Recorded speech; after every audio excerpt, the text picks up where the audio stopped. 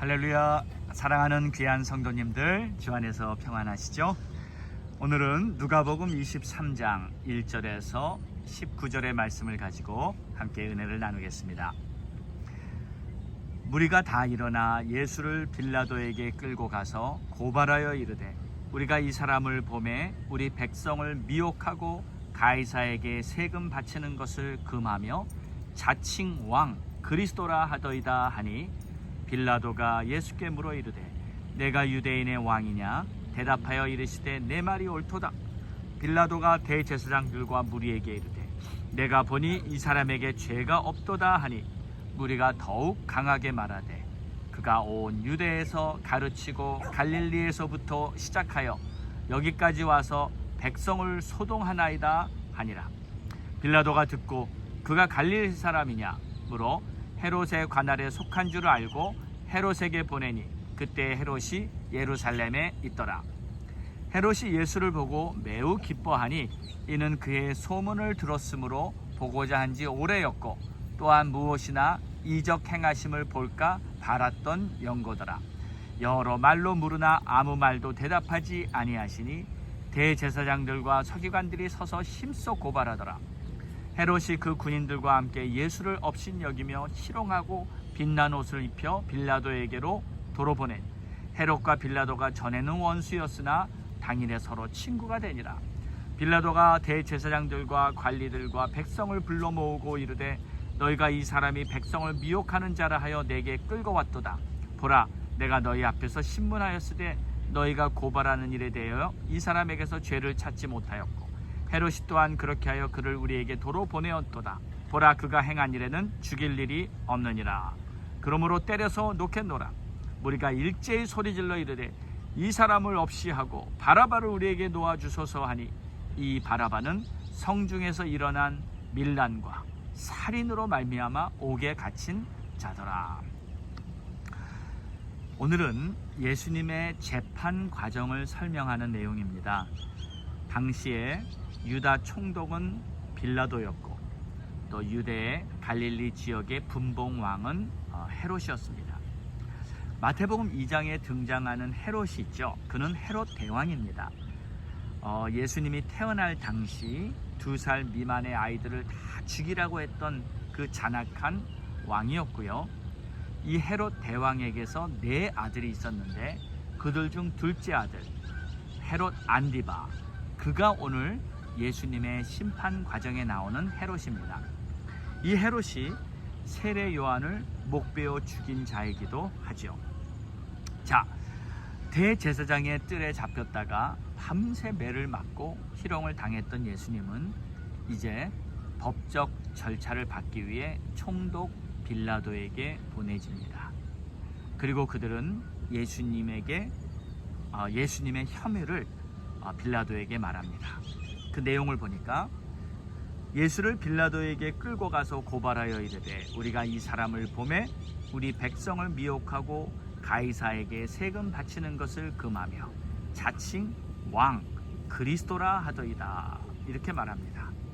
그러니까 예수님의 혐의를 보면, 첫째, 백성을 미혹한 점; 둘째, 가이사에게 세금 바치는 것을 금한 점; 셋째, 자칭 왕이라고 하고 그리스도라고 했다는 점입니다.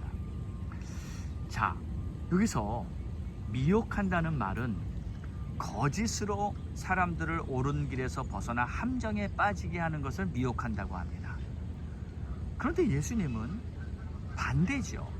함정에 빠진 사람들, 병들고 고통받는 사람들을 그곳에서 건져내 주신 분이죠. 자, 둘째로, 가이사에게 세금 바치는 것을 금한 적도 없었습니다. 예수님은 항상 가이사의 것은 가이사에게, 하나님의 것은 하나님에게 돌리라고 가르치셨죠. 그리고 사람들이 예수를 메시아 그리스도라고 말하기 시작했던 것입니다. 한마디로 이들이 예수를 고발한 모든 혐의는 사실이 아니고 거짓으로 혐의를 씌워서 예수님을 없애버리고 싶었던 것이죠. 빌라도는 예수님을 보았지만 도저히 예수님의 혐의를 발견하지 못합니다. 그는 무리들에게 말합니다. 내가 보니 이 사람은 죄가 없다. 그는 예수를 놓아주기를 원했습니다. 그러나 무리들이 더욱 강하게 반발하며 말합니다. 그가 온 유대에서 가르치고 갈릴리에서부터 시작하여 여기까지 와서 백성들을 소동시킵니다. 사실 이 무리들은요, 무조건 예수에게 혐의를 씌워서 그냥 합법적으로 법적 절차만 밟고 예수를 죽이기를 원했던 겁니다. 그때 빌라도가 예수가 갈릴리 사람인 것을 알고 그를 갈릴리 지역 분봉왕이었던 헤롯에게로 보내기로 합니다. 이제 예수님은 헤롯에게 가게 되죠. 그때 헤롯은 예수를 보더니 기뻐했다고 합니다. 왜냐하면 예수님의 소문을 많이 들었기 때문이에요. 예수님이 이적을 행하고 막 죽은 사람을 살리기까지 했다는 그 놀라운 표적들에 대한 소식을 들었던 헤롯은 예수님에게 이런저런 요구를 해보지만 예수님은 헤롯에게 아무 반응도 하지 않으셨습니다. 기분이 나빴던 헤롯은 예수를 멸시하고 희롱하며 다시 빌라도에게 보내버립니다. 빌라도는 아무리 봐도 예수에게서 그들이 고발한 혐의를 발견할 수 없었고, 혹시 있다고 해도 그것은 이 대제사장들과 예수님 간의 종교적인 갈등일 뿐이죠. 그래서 빌라도는 이렇게 말합니다. 보라, 그가 행한 일에는 죽일 일이 없느니라. 이게 그의 판결이었습니다. 그래서 좀 때려서 놔주겠다 하고 선언을 합니다. 자, 그랬더니 그 무리들이 들고 일어납니다. 18절에 보니까 무리가 일제히 소리질러 이르되 이 사람을 없이하고 바라바를 우리에게 놓아주소서. 바라바는 밀란을 일으키고 살인한 이 살인 범죄자인데 그들은 예수 대신에 바라바를 놓아달라고 요청한 것입니다. 저는요, 이게 어찌된 정문인지 도저히 이해가 되질 않습니다. 아마도 이 대제사장들과 서기관들은 가룟 유다에게 돈을 주고 예수를 넘기라고 했듯이 이 사람들에게도 돈을 주고 무리들을 사서 그들을 충동시켜 이러한 상황을 만든 것 같습니다. 그러나 빌라도도 헤롯도 예수님에게서 아무 혐의도 찾아내질 못했습니다. 당연하죠. 예수님은 아무런 죄가 없으신 분이기 때문에 히브리서 4장 15절에는 예수 그리스도는 모든 일에 우리와 똑같이 시험을 받으셨지만 죄는 없으시니라. 예수님은 죄가 없으신 분이에요. 아무리 죄의 혐의를 씌워보려고 해도 죄를 발견할 수가 없는 것입니다. 그러므로 오늘 내용을 보면서 이 대제사장들이 예수를 법정으로 끌고 가서 혐의를 씌워 죽이려고 한 모습을 보면 얼마나 사람들이 악한가를 볼 수 있습니다. 그리고 이 모든 죄악의 배후에는 바로 사탄 마귀가 도사리고 있다는 사실입니다. 그렇기 때문에 특별히 우리는요, 이 마지막 때를 살아가는 우리들은 이 세상을 보면서도 진리를 통해 올바로 깨닫고 분별할 수 있는 능력이 있어야 합니다. 그리고 특별히 이 빌라도와 헤롯 왕 같은 사람도 자신이 봤을 때는 이 예수가 죄가 없다는 것을 알았다면, 그랬다면 그것에 대해 분명히 선언을 하고 그리고 자신의 권위를 가지고 그것을 지켜내야 했습니다.